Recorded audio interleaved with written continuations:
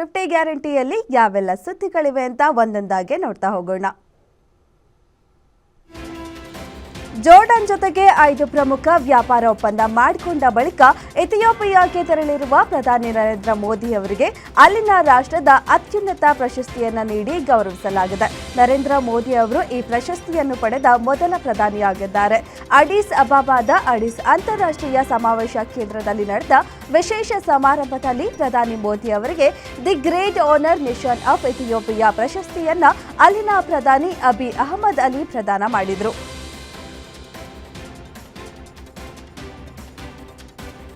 ಇಥಿಯೋಪಿಯಾದ ಪ್ರಧಾನಿ ಅಬಿ ಅಹಮದ್ ಅಲಿ ತಮ್ಮ ದೇಶಕ್ಕೆ ಆಗಮಿಸಿದ್ದ ಭಾರತದ ಪ್ರಧಾನಿ ನರೇಂದ್ರ ಮೋದಿ ಅವರನ್ನ ಬಹಳ ವಿಶೇಷವಾಗಿ ಸ್ವಾಗತಿಸಿದ್ರು.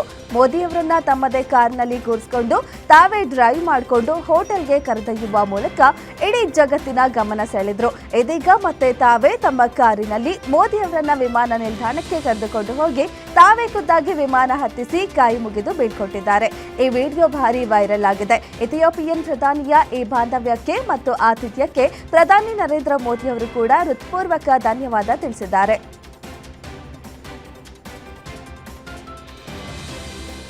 ಪಹಲ್ಗಾಮ್ ದಾಳಿಗೆ ಪ್ರತಿಯಾಗಿ ಭಾರತ ನಡೆಸಿದ ಆಪರೇಷನ್ ಸಿಂಧೂರದ ಕಾರ್ಯಾಚರಣೆಯಲ್ಲಿ ಭಾರತೀಯ ಸೇನೆಗೆ ಮೊದಲನೇ ದಿನವೇ ಸೋಲುಂಟಾಗಿದೆ ಎಂದು ಮಹಾರಾಷ್ಟ್ರದ ಕಾಂಗ್ರೆಸ್ ನಾಯಕ ವಿವಾದಾತ್ಮಕ ಹೇಳಿಕೆ ನೀಡಿದ್ದಾರೆ. ಮಹಾರಾಷ್ಟ್ರದ ಮಾಜಿ ಮುಖ್ಯಮಂತ್ರಿ ಮತ್ತು ಹಿರಿಯ ಕಾಂಗ್ರೆಸ್ ನಾಯಕ ಪೃಥ್ವಿರಾಜ್ ಚವಾಣ್ ವಿರುದ್ಧ ಆಕ್ರೋಶ ಭುಗಿಲೆದ್ದಿದೆ.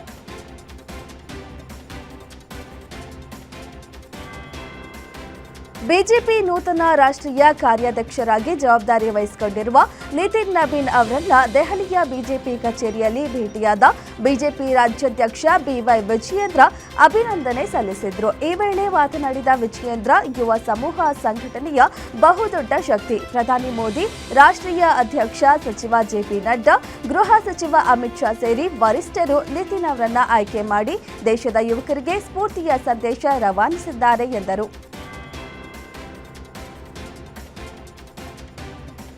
ಬಿಜೆಪಿ ಶಾಸಕ ರಮೇಶ್ ಜಾರಕಿಹೊಳಿ ಸಿಎಂ ಸಿದ್ದರಾಮಯ್ಯ ಅವರನ್ನ ಭೇಟಿ ಮಾಡಿದ್ದು ರಾಜ್ಯ ರಾಜಕೀಯದಲ್ಲಿ ಸಂಚಲನ ಸೃಷ್ಟಿ ಮಾಡಿದೆ.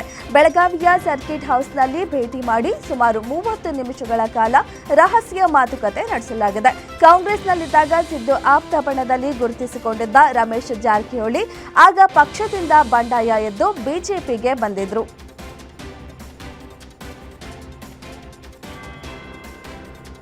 ಬುರುಡೆ ಚಿನ್ನಯ್ಯನಿಗೆ ಕೊನೆಗೂ ಜೈಲಿನಿಂದ ಬಿಡುಗಡೆ ಭಾಗ್ಯ ಸಿಕ್ಕಿದೆ. ಧರ್ಮಸ್ಥಳದಲ್ಲಿ ಶವಗಳನ್ನು ಹೊತ್ತಿದ್ದೇನೆ ಅಂತ ಹೇಳಿ ಗೊಂದಲ ಸೃಷ್ಟಿಸಿದ್ದ ಚಿನ್ನಯ್ಯನಿಗೆ ಜಾಮೀನು ಮಂಜೂರಾಗಿದ್ದು 23 ದಿನಗಳ ನಂತರ ಶಿವಮೊಗ್ಗ ಜೈಲಿನಿಂದ ರಿಲೀಸ್ ಆಗಿದ್ದಾನೆ. ನವೆಂಬರ್ 24ರಂದು 12 ಷರತ್ತುಗಳೊಂದಿಗೆ ದಕ್ಷಿಣ ಕನ್ನಡ ಜಿಲ್ಲಾ ಕೋರ್ಟ್ ಜಾಮೀನು ಮಂಜೂರು ಮಾಡಿತ್ತು.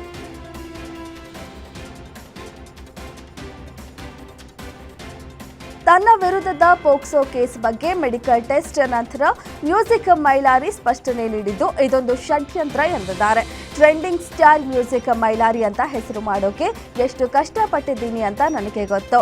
ಸ್ಟ್ರಗಲ್ ಮಾಡಿ ಬಡತನದಿಂದ ಬಂದಿದ್ದೇನೆ. ನನ್ನ ಏಳಿಗೆ ಸಹಿಸಲಾರದೆ ಹಲವು ಬಾರಿ ಈ ರೀತಿ ಮಾಡಿದ್ದಾರೆ. ಕಾನೂನಾತ್ಮಕ ಹೋರಾಟ ಮಾಡ್ತೇನೆ. ನನ್ನದು ಯಾವುದೇ ರೀತಿ ತಪ್ಪಿಲ್ಲ, ಸಾಬೀತುಪಡಿಸುತ್ತೇನೆ ಎಂದು ಸ್ಪಷ್ಟನೆ ನೀಡಿದ್ದಾರೆ.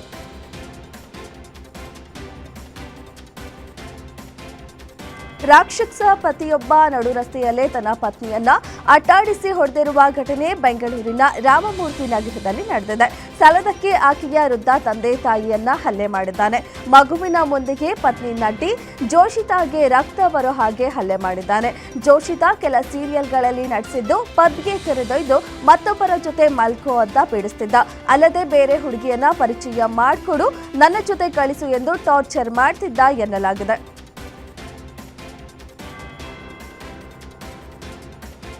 ಬಿಜೆಪಿ ಮುಖಂಡ ಕೆಆರ್ ಶ್ರೀಧರ್ ರೆಡ್ಡಿ ಹಾಗೂ ಕಿಶನ್ ರೆಡ್ಡಿ ಎಂಬುವರ ವಿರುದ್ಧ ಅವಾಚ್ಯ ಶಬ್ದಗಳಿಂದ ನಿಂದಿಸಿ ಜೀವ ಬೆದರಿಕೆ ಹಾಕಿದ ಆರೋಪ ಕೇಳಿಬಂದಿದೆ. ಈ ಹಿನ್ನೆಲೆ ಇಬ್ಬರ ವಿರುದ್ಧ ಪಿಲ್ಲಮ್ಮ ಎಂಬಾಕೆ ದೂರು ನೀಡಿದ್ದು ಪರಪ್ಪನ ಅಗ್ರಹಾರದಲ್ಲಿ ಅಟ್ರಾಸಿಟಿ ಕೇಸ್ ದಾಖಲಾಗಿದೆ.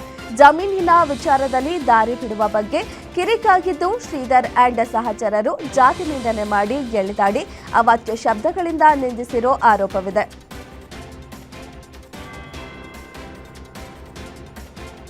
ಕೊಡಗು ಜಿಲ್ಲಾಸ್ಪತ್ರೆಯ ಸರ್ಕಾರಿ ಮಕ್ಕಳ ವೈದ್ಯ ತನ್ನ ಕೆಲಸ ಬಿಟ್ಟು ತನ್ನ ಯೂಟ್ಯೂಬ್ ಚಾನೆಲ್ನಲ್ಲಿ ದಿನನಿತ್ಯ ಕೆಲಸ ಮಾಡ್ತಾ ಪ್ರಚಾರ ಮಾಡೋದು ಬೆಳಕಿಗೆ ಬಂದಿದೆ. ಡಾಕ್ಟರ್ ಕುಶ್ವತ್ ವೈದ್ಯಾಧಿಕಾರಿಗಳಿಂದ ನೋಟಿಸ್ ಕೊಟ್ಟರು. ಡೋಂಟ್ ಕೇರ್ ಎನ್ನದೇ ಯೂಟ್ಯೂಬ್ ಚಾನೆಲ್ ಮೇಲೆ ಫೋಕಸ್ ಆಗಿದ್ದು, ಇದನ್ನ ಕೂಡಲೇ ವಜಾಗೊಳಿಸುವಂತೆ ರೋಗಿಗಳು ಆಗ್ರಹಿಸಿದ್ದಾರೆ.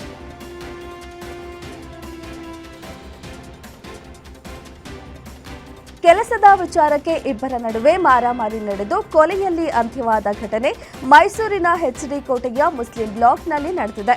ತಾನು ಹೇಳಿದ ಕೆಲಸಕ್ಕೆ ಬಾರದಕ್ಕೆ ಕೋಪಗೊಂಡು ಅಳಿಯ ಕಲಾಂನನ್ನ ಮಾವ ತೋಯಿದ್ ಹತ್ಯೆಗೈದು ಪರಾರಿಯಾಗಿದ್ದಾನೆ. ಎಚ್ಡಿ ಕೋಟೆ ಪಟ್ಟಣ ಠಾಣೆಯಲ್ಲಿ ಕೇಸ್ ದಾಖಲಾಗಿದೆ.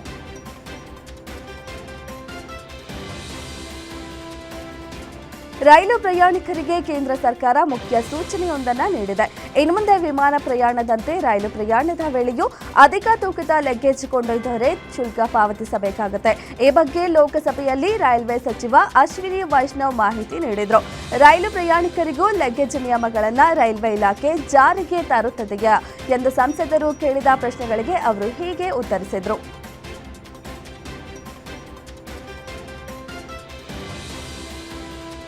ಉಗ್ರಗಾಮಿಗಳ ಬೆದರಿಕೆಗಳು ಮತ್ತು ಬಾಂಗ್ಲಾದೇಶದ ನಾಯಕರ ಪ್ರಚೋದನಾಕಾರಿ ಹೇಳಿಕೆಗಳ ನಂತರ ಹೆಚ್ಚುತ್ತಿರುವ ಭದ್ರತಾ ಅಪಾಯದ ನಡುವೆ ಭಾರತವು ಢಾಕಾದಲ್ಲಿರುವ ಭಾರತೀಯ ವೀಸಾ ಅರ್ಜಿ ಕೇಂದ್ರವನ್ನು ತಾತ್ಕಾಲಿಕವಾಗಿ ಮುಚ್ಚಿದೆ. ಜಮುನಾ ಫ್ಯೂಚರ್ ಪಾರ್ಕ್ನಲ್ಲಿರುವ ಭಾರತೀಯ ವೀಸಾ ಅರ್ಜಿ ಕೇಂದ್ರವು ಭದ್ರತಾ ಅಪಾಯ ಇರುವುದರಿಂದ ಕಾರ್ಯಾಚರಣೆಯನ್ನು ಸ್ಥಗಿತಗೊಳಿಸಿದೆ.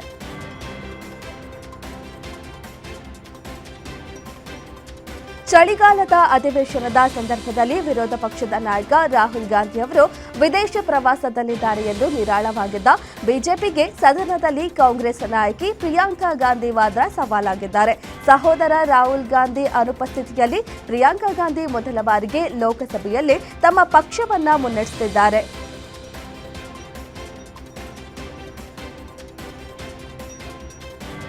ಪ್ರಧಾನಿ ಮೋದಿ ಹಾಗೂ ಕೇಂದ್ರ ಗೃಹ ಸಚಿವ ಅಮಿತ್ ಶಾ ರಾಜೀನಾಮೆ ನೀಡಬೇಕು ಎಂದು ಎಐಸಿಸಿ ಅಧ್ಯಕ್ಷ ಮಲ್ಲಿಕಾರ್ಜುನ ಖರ್ಗೆ ಒತ್ತಾಯಿಸಿದ್ದಾರೆ. ನ್ಯಾಷನಲ್ ಹೆರಾಲ್ಡ್ ಪ್ರಕರಣವು ರಾಜಕೀಯ ಸೇಡಿನಿಂದ ನಡೆಸಲ್ಪಟ್ಟಿದೆ ಎಂದು ಆರೋಪಿಸಿ ಬಿಜೆಪಿ ವಿರುದ್ಧ ಗುಡುಗಿದ್ದಾರೆ. ನಾವು ಸಂಸತ್ತಿನ ಒಳಗೆ ಮತ್ತು ಹೊರಗೆ ಪ್ರಧಾನಿ ಮೋದಿ ಹಾಗೂ ಅಮಿತ್ ಶಾ ವಿರುದ್ಧ ಹೋರಾಟ ಮುಂದುವರಿಸುತ್ತೇವೆ. ಅವರಿಗೆ ತಕ್ಕ ಪಾಠ ಕಲಿಸುತ್ತೇವೆ. ಈ ತೀರ್ಪು ಪ್ರಧಾನಿ ಮೋದಿ ಹಾಗೂ ಅಮಿತ್ ಶಾ ಅವರ ಮುಖಕ್ಕೆ ಹೊಡೆದಂತಿದೆ. ಹೀಗಾಗಿ ಅವರು ರಾಜೀನಾಮೆ ನೀಡಬೇಕು. ಯಾರಿಗೂ ಇಂತಹ ಕಿರುಕುಳ ನೀಡಬಾರದು ಎಂದು ಆಗ್ರಹಿಸಿದರು.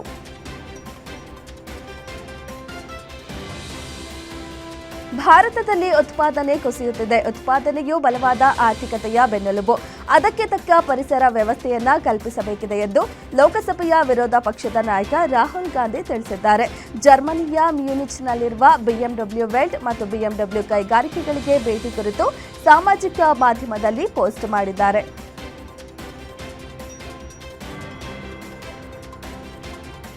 ಹಿಮಾಚಲ ಪ್ರದೇಶದ ಉನಾ ಜಿಲ್ಲೆಯಲ್ಲಿ ಮನೆಯೊಂದರ ಚಾವಣಿಯ ಮೇಲೆ ಪಾಕಿಸ್ತಾನದ ಗುರುತುಗಳನ್ನು ಹೊಂದಿರುವ ಅನುಮಾನಾಸ್ಪದ ಬಲೂನ್ ಪತ್ತೆಯಾಗಿದ್ದು ಗ್ರಾಮಸ್ಥರಲ್ಲಿ ಆತಂಕ ಮೂಡಿಸಿದೆ. ಆ ಬಲೂನ್ ವಿಮಾನವನ್ನ ಹೋಲ್ದಿದ್ದು ಪಾಕಿಸ್ತಾನಿ ಧ್ವಜದ ಗುರುತುಗಳು ಮತ್ತು ಅದರ ಮೇಲೆ PIA ಎಂದು ಬರೆಯಲಾಗಿದೆ.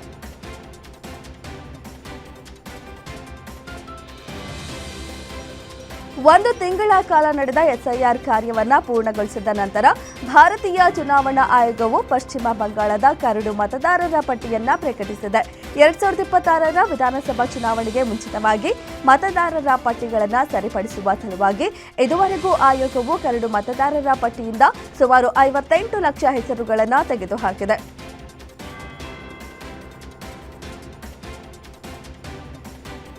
ಸುಡಾನ್ನಲ್ಲಿ 45 ದಿನಗಳ ಕಾಲ ಒತ್ತೆಯಾಳಾಗಿದ್ದ ಒಡಿಶಾದ 36 ವರ್ಷದ ಆದರ್ಶ್ ಬೆಹ್ರಾ ಬುಧವಾರ ಭಾರತಕ್ಕೆ ಮರಳಿದರು. ತಾಯ್ನಾಡಿಗೆ ಮರಳಿದ ಆದರ್ಶ್ನನ್ನ ಒಡಿಶಾ ಮುಖ್ಯಮಂತ್ರಿ ಮೋಹನ್ ಚರಣ್ ಮಾಝಿ ಸ್ವಾಗತಿಸಿ ಸಂತಸ ವ್ಯಕ್ತಪಡಿಸಿದರು. ಕುಟುಂಬಸ್ಥರು, ಆಪ್ತರು ಅವರ ಬರುವಿಕೆಯಿಂದ ನಿಟ್ಟುಸಿರು ಬಿಟ್ಟಿದ್ದಾರೆ.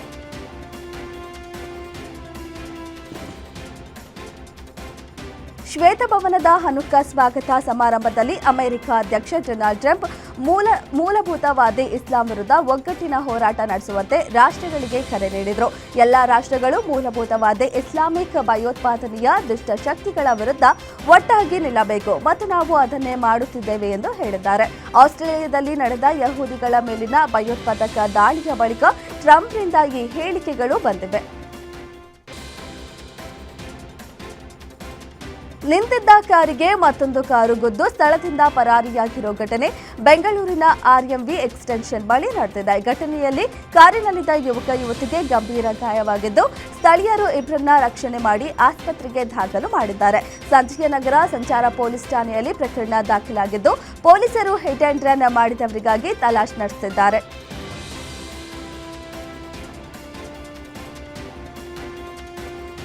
ಬೆಸ್ಕಾಂ ಅಧಿಕಾರಿಗಳು ಲಂಚಕ್ಕೆ ಬೇಡಿಕೆ ಇಟ್ಟಿದ್ದರಿಂದ ವಿಷ ಕುಡಿದು ರೈತ ಆತ್ಮಹತ್ಯೆಗೆ ಯತ್ನಿಸಿದ ಘಟನೆ ಚಿತ್ರದುರ್ಗದ ಚಿಕ್ಕಪುರ ಗೊಲ್ಲರಹಟ್ಟಿ ಗ್ರಾಮದಲ್ಲಿ ನಡೆದಿದೆ. ಟಿಸಿ ಸಂಪರ್ಕ ಕೊಡಲು ಎಸ್ಒ ಹಾಗೂ ಎಇಇ ಲಂಚಕ್ಕೆ ಬೇಡಿಕೆ ಇಟ್ಟಿದ್ದಾಗಿ ರೈತ ಬಸವರಾಜ ಗಂಭೀರ ಆರೋಪ ಮಾಡಿದ್ದಾರೆ. ಸಿರಿಗೆರೆ ವಿದ್ಯುತ್ ಸ್ಟೇಷನ್ ಮುಂಭಾಗವೇ ಬಸವರಾಜ್ ವಿಷ ಸೇವಿಸಿ ಆತ್ಮಹತ್ಯೆಗೆ ಯತ್ನಿಸಿದ್ದಾರೆ. ಕೂಡಲೇ ಕುಟುಂಬಸ್ಥರು ಬಸವರಾಜ್ನನ್ನ ಆಸ್ಪತ್ರೆಗೆ ಸೇರಿಸಿದ್ದಾರೆ.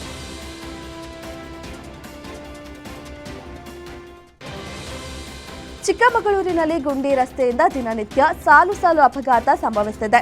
ಮೊನ್ನೆ ತಾನೇ ಗುಂಡಿ ರಸ್ತೆಯಿಂದಾಗಿ ಖಾಸಗಿ ಬಸ್ನ ಆಕ್ಸೆಲ್ ಕಟ್ಟಾಗಿ ಪ್ರಯಾಣಿಕರು ಕೊಂಚದ್ರಲ್ಲೇ ಬಚಾವಾಗಿದ್ರು. ಇದೀಗ ಚಿಕ್ಕಮಗಳೂರು ಜಿಲ್ಲೆಯ ಕಳಶದ ಸಿಂಗ್ಸಾರ್ ಕಗುಂಡಿ ಬಳಿ ಮತ್ತೊಂದು ಲಾರಿ ಅಪಘಾತಕ್ಕೀಡಾಗಿದೆ. ಗುಂಡಿ ತಪ್ಪಿಸಲು ಹೋಗಿ ನಿಯಂತ್ರಣ ಕಳೆದುಕೊಂಡು ಲಾರಿ ನೇರವಾಗಿ ಮರಕ್ಕೆ ಅಪ್ಪಳಿಸಿದ ಪರಿಣಾಮ ಚಾಲಕ ಸಣ್ಣ ಪುಟ್ಟ ಗಾಯಗಳಿಂದ ಪಾರಾಗಿದ್ದಾನೆ.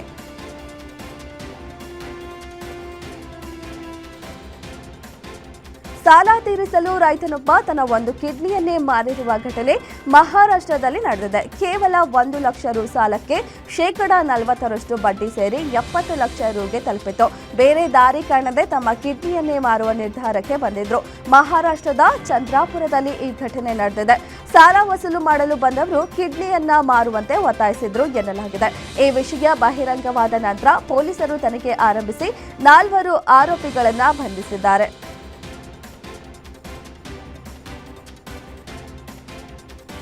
ದೇವರ ಫೋಟೋ ಬಳಿ ಇಟ್ಟಿದ್ದ ದೀಪದಿಂದ ಮನೆಗೆ ಬೆಂಕಿ ತಗುಲಿ ಸುಟ್ಟು ಭಸ್ಮವಾಗಿರುವ ಘಟನೆ ಚಿಕ್ಕಮಗಳೂರಿನ ಎನ್ಆರ್ಪುರ ತಾಲೂಕಿನ ಅರಳಿಕೊಪ್ಪ ಗ್ರಾಮದಲ್ಲಿ ನಡೆದಿದೆ. ಅರಳಿಕೊಪ್ಪ ಗ್ರಾಮದ ಪ್ರವೀಣ್ ಪೂಜಾರಿ ಎಂಬುವರ ಮನೆ ಅಗ್ನಿಗೆ ಆಹುತಿಯಾಗಿದ್ದು 4 ಲಕ್ಷ ಮೌಲ್ಯದ ಗೃಹೋಪಯೋಗಿ ವಸ್ತುಗಳು ಸುಟ್ಟು ಕರಕಲಾಗಿದೆ. ಅದೃಷ್ಟವಶಾತ್ ಯಾವುದೇ ಸಾವು ನೋವು ಸಂಭವಿಸಿಲ್ಲ. ಕಬ್ಬು ಕಟಾವು ಯಂತ್ರಕ್ಕೆ ಸಿಲುಕಿ ಕಾರ್ಮಿಕರಿಬ್ಬರು ಮೃತಪಟ್ಟ ಘಟನೆ ಬೆಳಗಾವಿಯ ಅಥಣಿ ತಾಲೂಕಿನ ಸತ್ತಿ ಗ್ರಾಮದ ಹೊರವಲಯದಲ್ಲಿ ನಡೆದಿದೆ.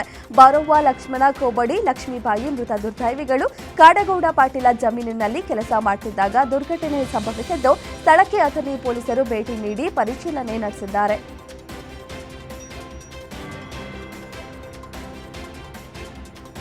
ತುಮಕೂರು ಜಿಲ್ಲೆ ಶಿಕಾಗೇಟ್ ನಂಬರ್ 8 ಬಳಿ ನಗರ ಪಾಲಿಕೆ ಅಧಿಕಾರಿಗಳು ಬೀದಿ ವ್ಯಾಪಾರಿಗಳ ಅಂಗಡಿ ತೆರವು ಕಾರ್ಯಾಚರಣೆ ನಡೆಸಿದ್ದಾರೆ.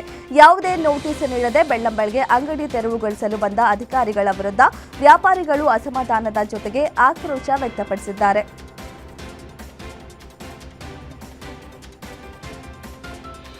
ಸೈಟ್ ಕೊಡ್ತೀವಿ ಎಂದು ವಿಶೇಷ ಚೇತನ ಕುಟುಂಬಕ್ಕೆ ವಂಚಿಸಿದ ಘಟನೆ ಬೆಳಗಾವಿ ಜಿಲ್ಲೆಯ ಕನದಾಳ ಗ್ರಾಮದಲ್ಲಿ ನಡೆದಿದೆ. 3 ಆರೋಪಿಗಳು ವಿಕಲಚೇತನ ದಂಪತಿಯಿಂದ 6.50 ಲಕ್ಷ ಹಣ ಪಡೆದಿದ್ರು. ಆದರೆ ಕಳೆದ 3 ವರ್ಷಗಳಿಂದ ಫ್ಲಾಟ್ ಕೊಡದೆ ಜೀವ ಬೆದರಿಕೆ ಹಾಕ್ತಿದ್ದಾರೆ ಎಂದು ಆರೋಪ ಕೇಳಿಬಂದಿದೆ.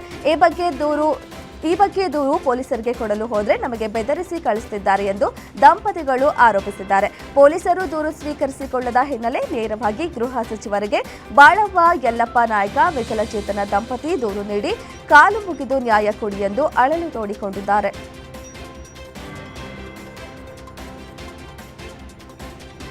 ಹೆಂಡತಿಯ ಜೊತೆಗೆ ಅನೈತಿಕ ಸಂಬಂಧ ಹೊಂದಿದ್ದಾನೆಂದು ಅಣ್ಣನೊಬ್ಬ ತನ್ನ ತಮ್ಮನನ್ನೇ ಕೊಲೆ ಮಾಡಿ ಹೊತ್ತು ಹಾಕಿದ ಘಟನೆ ಶಿವಮೊಗ್ಗದಲ್ಲಿ ನಡೆದಿದೆ. ಸೊರಬ ತಾಲೂಕಿನ ಆನವಟ್ಟಿ ಹೋಬಳಿ ಕಾನುಕೊಪ್ಪ ಹೊಸೂರು ಗ್ರಾಮದ ರಾಮಚಂದ್ರ ಮೃತ ದುರ್ದೈವಿ. ಆತನ ಹಿರಿಯ ಸಹೋದರ ಮಾಲ್ತೇಶ್ ಕೊಲೆ ಆರೋಪಿ. ರಾಮಚಂದ್ರ ಕಳೆದ ಸೆಪ್ಟೆಂಬರ್ 8ರಂದು ಮನೆಯಿಂದ ನಾಪತ್ತೆಯಾಗಿದ್ದ. ಈ ಬಗ್ಗೆ ಕೆಲವು ದಿನಗಳ ನಂತರ ತಾಯಿ ಪೊಲೀಸ್ ಠಾಣೆಗೆ ದೂರು ನೀಡಿದ್ರು. ರಾಮಚಂದ್ರ ಸಹೋದರ ಮಾಲ್ತೇಶನ್ನ ವಶಕ್ಕೆ ಪಡೆದು ಪೊಲೀಸರು ವಿಚಾರಣೆ ನಡೆಸಿದಾಗ ಸತ್ಯ ಬಯಲಾಗಿದೆ.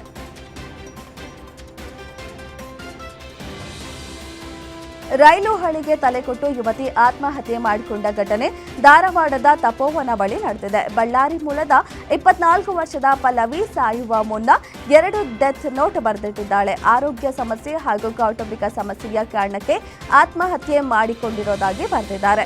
ಡೆತ್ ನೋಟ್ ಸಿಗೋಕ್ಕೂ ಮುನ್ನ ಯುವತಿ ನೇಮಕಾತಿ ವಿಳಂಬಕ್ಕೆ ಆತ್ಮಹತ್ಯೆ ಮಾಡಿಕೊಂಡಿದ್ದಾಳೆ ಅಂತ ಸುದ್ದಿಯಾಗಿತ್ತು. ಇದು ಸುಳ್ಳು ಸುದ್ದಿ, ವಿನಾಕಾರಣ ಅಪಪ್ರಚಾರ ಮಾಡಿದ್ದಾರೆ, ಅಂತವರ ವಿರುದ್ಧ ಕ್ರಮ ಕೈಗೊಳ್ಳಲಾಗುತ್ತೆ ಅಂತ ಕಮಿಷನರ್ ಎಚ್ಚರಿಕೆ ನೀಡಿದ್ದಾರೆ.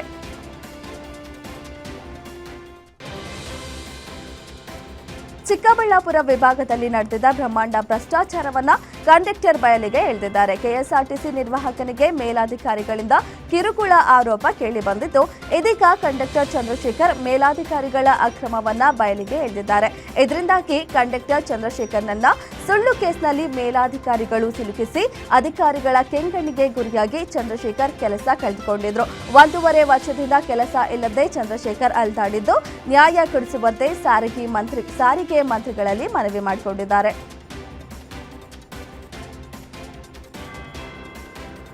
ಬಾಗಲಕೋಟೆಯ ಹುನಗುಂದ ಪಟ್ಟಣದಲ್ಲಿ ಕಳ್ಳರ ಹಾವಳಿ ಮುಂದುವರೆದಿದೆ. ಆಜಾದ್ ನಗರದಲ್ಲಿ ಅಮೀನಾಸಾಬ್ ಎಂಬುವರ ಮನೆಯಲ್ಲಿ ಕಳ್ಳತನಕ್ಕೆ ಯತ್ನಿಸಿದ್ದು, ಕಳ್ಳನ ಹಿಡಿಯಲು ಹೋದ ವ್ಯಕ್ತಿಗೆ ಚಾಕು ಇರಿಯಲಾಗಿದೆ. ತಕ್ಷಣ ಅಕ್ಕಪಕ್ಕದ ಜನರು ಕೂಗುತ್ತಲೇ ಸ್ಥಳದಿಂದ ಕದೀಮ ಕಾಲ್ಕಿತ್ತಿದ್ದಾನೆ. ಈ ಬಗ್ಗೆ ಹುನಗುಂದ ಪೊಲೀಸ್ ಠಾಣೆಗೆ ಆಜಾದ್ ನಗರ ನಿವಾಸಿ ದೂರು ನೀಡಿದ್ದಾರೆ.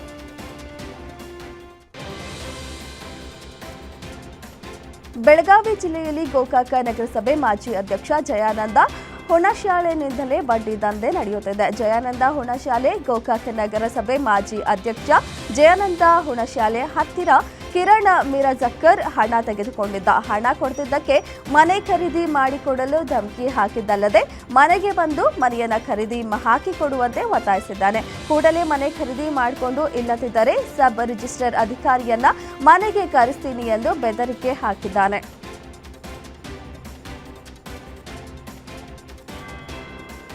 ಲಕ್ಷಾಂತರ ರು ಖರ್ಚು ಮಾಡಿ ಬೆಳೆದಿದ್ದ ಭತ್ತದ ಬೆಳೆ ಕಳ್ಳತನ ಮಾಡಿರೋ ಘಟನೆ ರಾಯಚೂರಿನ ದೇವದುರ್ಗ ತಾಲೂಕಿನ ಜಾಗಟಕಲ್ ಗ್ರಾಮದಲ್ಲಿ ನಡೆದಿದೆ. ಬಸಮ್ಮ ಹಾಗೂ ರಾಚಮ್ಮ ಎಂಬುವರಿಗೆ ಸೇರಿದ ಜಮೀನು ಇದಾಗಿದ್ದು, 15 ಎಕರೆ ಪ್ರದೇಶದಲ್ಲಿ 10 ಲಕ್ಷ ಖರ್ಚು ಮಾಡಿ ಭತ್ತದ ಬೆಳೆ ಬೆಳೆದಿದ್ರು. ಆದರೆ ಭತ್ತದ ಬೆಳೆ ಕಳುವಾಗಿದ್ದು ಕಂಡು ವೃದ್ಧ ದಂಪತಿ ಕಣ್ಣೀರಿಟ್ಟಿದ್ದಾರೆ. ಗ್ರಾಮದ ರಾಚಪ್ಪ ಹಾಗೂ ಇತರರು ಸೇರಿ ರಾತ್ರೋರಾತ್ರಿ ಭತ್ತ ಬೆಳೆ ಕಟಾವು ಮಾಡಿ ಕಳ್ಳತನ ಮಾಡಿರೋದಾಗಿ ಆರೋಪ ಕೇಳಿಬಂದಿದ್ದು, 6 ಜನರ ವಿರುದ್ಧ ಗಬ್ಬೂರು ಪೊಲೀಸ್ ಠಾಣೆಯಲ್ಲಿ ಪ್ರಕರಣ ದಾಖಲಾಗಿದೆ.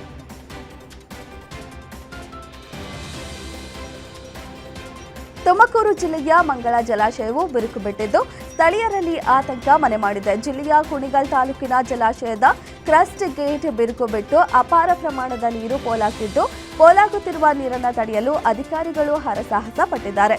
ಮರಳು ತುಂಬಿದ ಚೀಲಗಳಿಂದ ಕಟ್ಟೆ ಹಾಕಿ ನೀರು ತಡೆಯಲು ಪ್ರಯತ್ನಿಸಿದ್ದಾರೆ.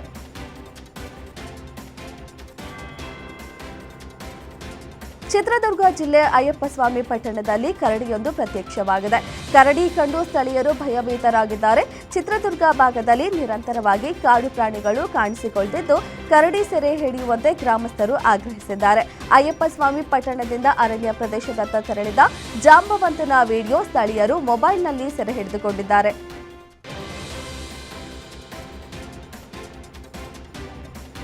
ನಾಸಿಕ್ ಅಪಾರ್ಟ್ಮೆಂಟ್ ಹಗರಣದಿಂದ ಮಹಾರಾಷ್ಟ್ರ ರಾಜ್ಯ ಕ್ರೀಡಾ ಸಚಿವ ಮಾಣಿಕ್ ರಾವ್ ಕೊಕಾಟೆ ಸಂಕಷ್ಟಕ್ಕೆ ಸಿಲುಕಿದ್ದು, ಕೊನೆಗೂ ತಮ್ಮ ಸಚಿವ ಸ್ಥಾನಕ್ಕೆ ರಾಜೀನಾಮೆ ನೀಡಿದ್ದಾರೆ. ಪ್ರಕರಣ ಸಂಬಂಧ ನಾಸಿಕ್ ಸೆಷನ್ ನ್ಯಾಯಾಲಯವು ಸಚಿವ ಮಾಣಿಕ್ ರಾವ್ ಕೊಕಾಟೆ ವಿರುದ್ಧ ಬಂಧನ ವಾರೆಂಟ್ ಹೊರಡಿಸಿದ್ದು, 1995ರಲ್ಲಿ ನಡೆದಿದ್ದ ಪ್ರಕರಣ ಇದಾಗಿದೆ. ಈ ಪ್ರಕರಣದಲ್ಲಿ ಕೊಕಾಟೆಗೆ 2 ವರ್ಷಗಳ ಶಿಕ್ಷೆ ವಿಧಿಸಲಾಗಿತ್ತು. ಅದರ ನಂತರ ನಾಸಿಕ್ ಸೆಷನ್ ನ್ಯಾಯಾಲಯವು ಈಗ ಮಾಣಿಕ್ ರಾವ್ ಕೊಕಾಟೆ ವಿರುದ್ಧ ಬಂಧನ ವಾರೆಂಟ್ ಹೊರಡಿಸಿದೆ.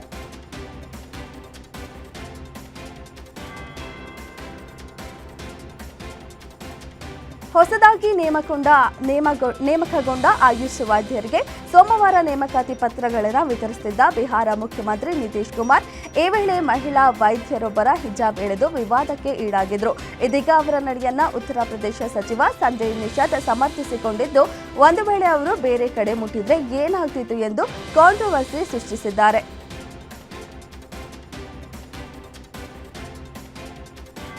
ಭಾರತದ ಪ್ರಮುಖ ಗ್ರಾಮೀಣ ಉದ್ಯೋಗ ಖಾತರಿ ಯೋಜನೆಯನ್ನ ಹೆಸರಿನ ಸಹಿತ ಪರಿಷ್ಕರಿಸುವ ನರೇಂದ್ರ ಮೋದಿ ಸರ್ಕಾರದ ಯೋಜನೆಗೆ ಮಿತ್ರ ಪಕ್ಷಗಳಿಂದಲೂ ತೀವ್ರ ವಿರೋಧ ವ್ಯಕ್ತವಾಗಿದೆ. ವರದಿಯ ಪ್ರಕಾರ ಕೇಂದ್ರ ಸರ್ಕಾರದ ನಡೆಯಿಂದ ಬಿಜೆಪಿಯ ಪ್ರಮುಖ ಮಿತ್ರ ಪಕ್ಷವಾಗಿರುವ ಟಿಡಿಪಿ ತೀವ್ರ ಅಸಮಾಧಾನಗೊಂಡಿದ್ದು ಕೇಂದ್ರದ ಮಸೂದೆಯ ಬಗ್ಗೆ ತಕರಾರು ತೆಗೆದಿದೆ. ಪ್ರಾಯೋಜಿತ ಯೋಜನೆಯ ವೆಚ್ಚವನ್ನ ರಾಜ್ಯಗಳಿಗೆ ವರ್ಗಾಯಿಸುವ ಯೋಜನೆಯಿಂದ ತೆಲುಗು ದೇಶಂ ಪಕ್ಷ ಅತೃಪ್ತವಾಗಿದೆ.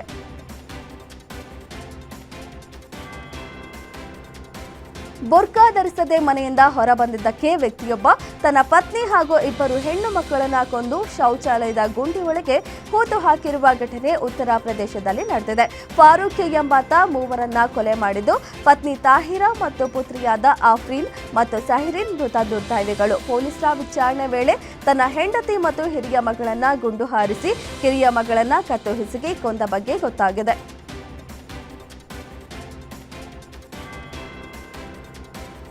ಬೈಕ್ನಲ್ಲಿ ಬಂದು ರಸ್ತೆ ಬದಿ ನಿಂತಿದ್ದ ಯುವತಿಯನ್ನ ಕೆಟ್ಟದಾಗಿ ಸ್ಪರ್ಶಿಸಿ ಕಾಮುಕರು ಪರಾರಿಯಾಗಿರುವ ಘಟನೆ ಉತ್ತರ ಪ್ರದೇಶದ ಝಾನ್ಸಿಯಲ್ಲಿ ನಡೆದಿದೆ. ಬೈಕ್ನಲ್ಲಿ ಬಂದ 2 ಯುವಕರು ಯುವತಿಗೆ ಕಿರುಕುಳ ನೀಡಿರುವ ವಿಡಿಯೋ ವೈರಲ್ ಆಗಿದೆ. ಪೊಲೀಸರು ಆರೋಪಿಯನ್ನ ಬಂಧಿಸಿ ಪ್ರಕರಣ ದಾಖಲಿಸಿಕೊಂಡಿದ್ದಾರೆ.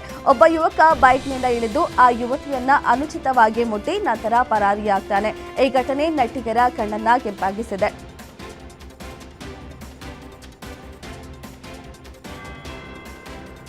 ರಾಷ್ಟ್ರ ರಾಜಧಾನಿ ದೆಹಲಿಯಲ್ಲಿ ವಾಯುಗುಣಮಟ್ಟ ಸೂಚ್ಯಂಕ ತೀವ್ರ ಮಟ್ಟಕ್ಕೆ ತಲುಪಿದ್ದು, ಪರಿಸ್ಥಿತಿ ನಿಭಾಯಿಸಲು ಸರ್ಕಾರಿ ಮತ್ತು ಖಾಸಗಿ ಸಂಸ್ಥೆಗಳ 50% ಸಿಬ್ಬಂದಿಗೆ ವರ್ಕ್ ಫ್ರಂ ಹೋಮ್ ಕಡ್ಡಾಯಗೊಳಿಸಿ ದೆಹಲಿ ಸರ್ಕಾರ ಆದೇಶ ಹೊರಡಿಸಿದೆ. ಇನ್ನು ನಿರ್ಮಾಣ ಕಾಮಗಾರಿ ನಿಷೇಧಿಸುವುದರಿಂದ ಎಲ್ಲ ನೋಂದಾಯಿತ ಕಟ್ಟಡ ಕಾರ್ಮಿಕರಿಗೆ 10,000 ರೂಪಾಯಿ ಪರಿಹಾರ ನೀಡುವುದಾಗಿ ದೆಹಲಿ ಸರ್ಕಾರ ಘೋಷಿಸಿದೆ. ಹಾಗೆಯೇ 1 ರಿಂದ 5ನೇ ತರಗತಿಯ ಶಾಲಾ ಮಕ್ಕಳಿಗೆ ಆನ್ಲೈನ್ ತರಗತಿ ನಡೆಸಲು ಸೂಚಿಸಲಾಗಿದೆ.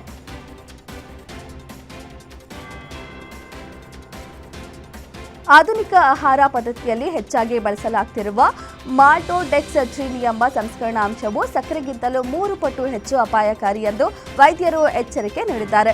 ಆಹಾರವನ್ನು ಹೆಚ್ಚು ದಿನಗಳವರೆಗೆ ತಾಜಾ ಆಗಿರಿಸಲು, ರುಚಿ ಹೆಚ್ಚಿಸಲು ಮತ್ತು ತಕ್ಷಣ ಶಕ್ತಿಯನ್ನು ನೀಡುವ ಉದ್ದೇಶದಿಂದ ಈ ಅಂಶವನ್ನು ಅನೇಕ ಪ್ಯಾಕೇಜ್ ಆಹಾರಗಳಲ್ಲಿ ಬಳಸಲಾಗುತ್ತಿದೆ. ಮಾಲ್ಟೋಡೆಕ್ಸ್ಟ್ರಿನ್ ಒಂದು ಬಿಳಿ ಪುಡಿ ರೂಪದ ಕಾರ್ಬೋಹೈಡ್ರೇಟ್. ಇದು ದೇಹದಲ್ಲಿ ಬೇಗನೆ ಗ್ಲೂಕೋಸ್ ಆಗಿ ಪರಿವರ್ತನೆಗೊಳ್ಳುತ್ತದೆ. ಇದರ ಪರಿಣಾಮವಾಗಿ ರಕ್ತದಲ್ಲಿನ ಸಕ್ಕರೆ ಮಟ್ಟ ತ್ವರಿತವಾಗಿ ಏರಿಳಿತಗೊಳ್ಳುತ್ತದೆ.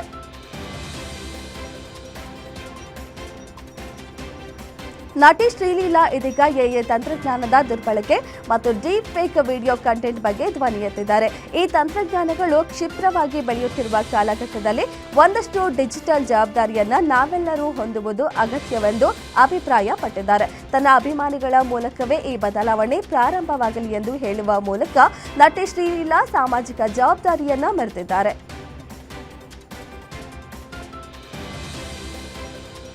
ಜಗತ್ತೇ ಎದುರು ನೋಡ್ತಿರುವ most expected Hollywood cinema Avatar 3 ಬಿಡುಗಡೆಗೆ ಕೌಂಟ್ಡೌನ್ ಶುರುವಾಗಿದೆ. ನಿರ್ದೇಶಕ ಜೇಮ್ಸ್ ಕ್ಯಾಮರೂನ್ ನಿರ್ದೇಶನದ Avatar fire and ash December 19ರಂದು ಅದ್ದೂರಿಯಾಗಿ ರಿಲೀಸ್ಗೆ ವೇದಿಕೆ ಸಜ್ಜಾಗಿದೆ. ಸಿನಿಮಾದಲ್ಲಿ Sam Worthington, Zoe Saldana, Sigourney Weaver, Stephen Lang, Kate Winslet, Oona Chaplin ಸೇರಿದಂತೆ ವಿಶ್ವದ ಜನಪ್ರಿಯ ಸ್ಟಾರ್ಗಳು ಪ್ರಮುಖ ಪಾತ್ರದಲ್ಲಿ ನಟಿಸಿದ್ದಾರೆ.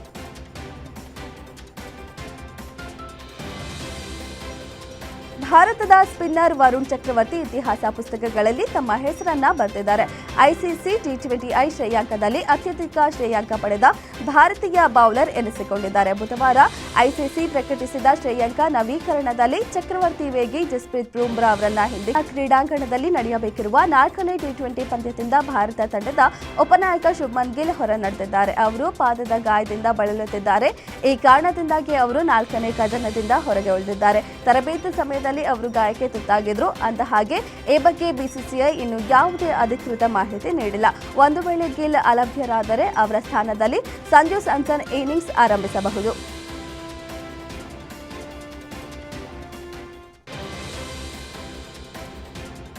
45 ಸಿನಿಮಾದ ಟ್ರೇಲರ್ ಲಾಂಚ್ ವೇಳೆ ಉದ್ದೇಶಪೂರ್ವಕವಾಗಿ ರಿಷಬ್ ರಾಜ್ ಪಿ ಶೆಟ್ಟಿ ಹೆಸರು ತೆಗೆದುಕೊಂಡಿಲ್ಲ.